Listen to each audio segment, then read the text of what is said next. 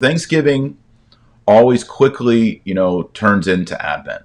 And as you know, Advent is a penitential season.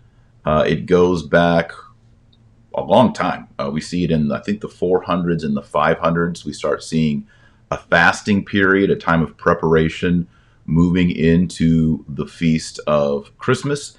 And yes, we do believe that our Lord Jesus Christ was born on December 25th. You can read more about that in my book, Eternal City. And there's also a shorter book, which is no longer in print. I'll probably reprint it next year, called God's Birthday, Defending the Birthday of Christ on the 25th. So we really believe this is the real birthday of Jesus. And so did the early church fathers. And I found a quote that I was going to share. It's actually not a quote, but it goes back to Gregory of Tours.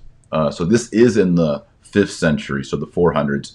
And he said that during Advent, Catholics fasted 3 times per week, on Monday, Wednesday, and Friday. And this fast prohibited the following: meat, poultry, eggs, dairy products, cheese, fish, oil, and wine.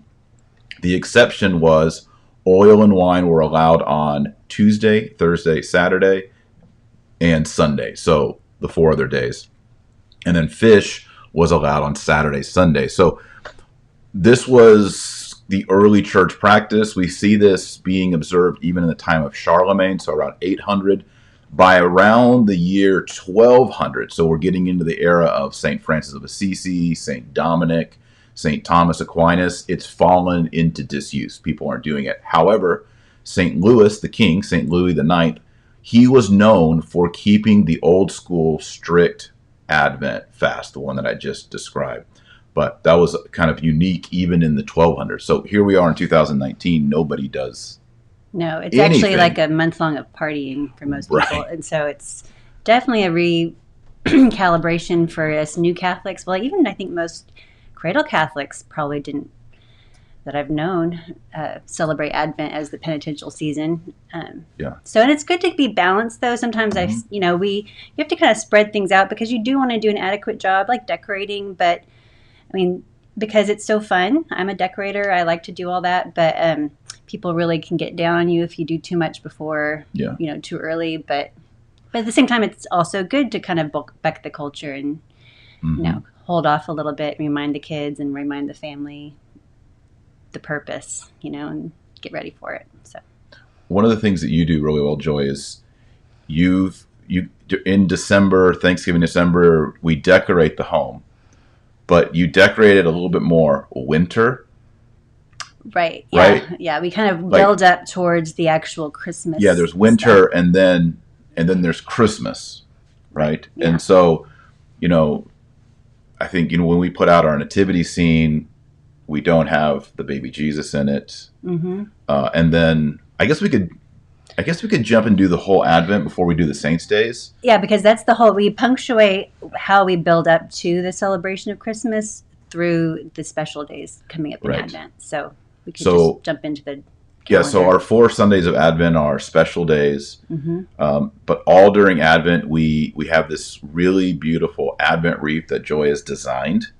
It's like the base is sort of like, what is it? Well, it's really just an iron candelabra holding pillars.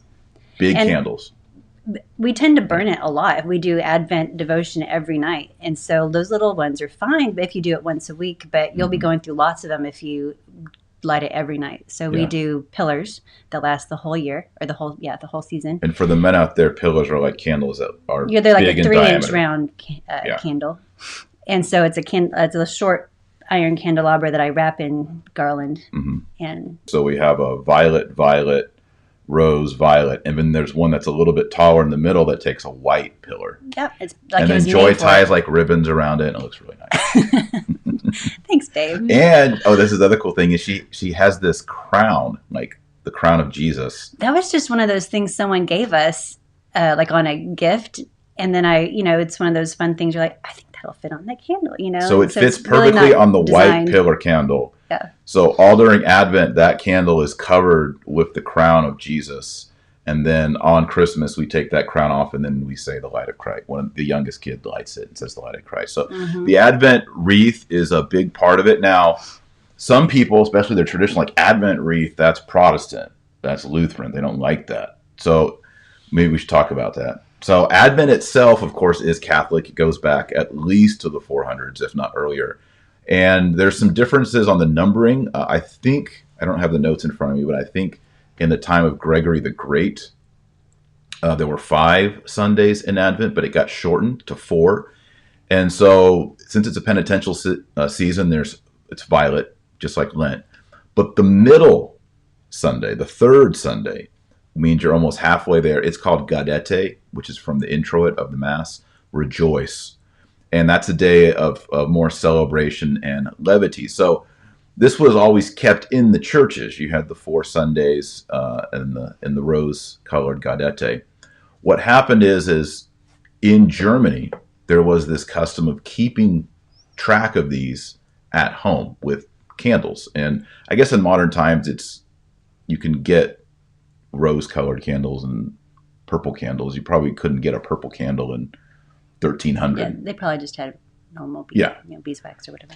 So, once there's more modern technology, these things come about. And so people were keeping them at home. And so I think it is true that the Advent wreath began in Lutheran homes. But the idea of keeping track in the... It's a good way just to kind of pace yourself through. Yeah, at home. Yeah, at home. I mean, you see it at church, but it's just a way to bring it home and let your kids see it. So I don't think there's not like a statue of Martin Luther in the middle of it. It's basically just the liturgical season. Right. The fact that it's liturgical at all, like for most Americans that were raised Baptist or like Church of Christ that have so little traditions, it seems so very like it's like a step into traditional practice to have an Advent wreath. So, anyhow, so that's like my upbringing. We put up a tree after Thanksgiving. Yeah, but you were raised Baptist. Yeah, we didn't have a whole lot of those kind of traditions. And so we've definitely tried to integrate as many as possible just to remind the kids it's a spiritual religious time. It's not a Santa Claus gifts party time. So every way you can do that, I think is good.